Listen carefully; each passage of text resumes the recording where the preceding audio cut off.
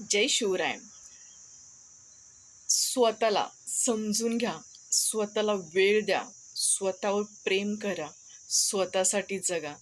शेवटी तुम्ही किती खुश आहात ते खूप महत्त्वाचं असतं. जर तुम्ही स्वतःच खुश राहत नाहीत तर तुम्ही इतरांना काय खुश ठेवणार? किंवा जर आपण स्वतःच स्वतःला खुश ठेवत नाहीत तर आपण इतरांना काय हॅपी करू शकणार?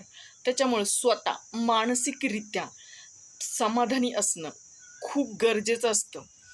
शेवटी किती कष्ट करा, काहीही करा, तुम्ही मानसिकरित्या किती समाधानी आहात यावर सुद्धा तुमच्या अंतर्मनाचं म्हणजे एक अंतर्मनाचं जे आरोग्य असतं ते खूप महत्त्वाचं असतं.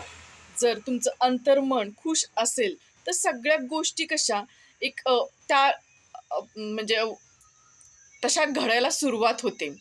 आणि जर तुम्ही हॅपी राहाल ना तर आजूबाजूचं वातावरण सुद्धा कळत नकळत हॅपी म्हणजे आनंदी असं वाटायला लागतं आणि लोकं सुद्धा तशीच सहवासात यायला सुरुवात होते. परिस्थिती सुद्धा तशीच निर्माण होते. स्वतःला खुश ठेवणं जास्त महत्त्वाचं राहतं.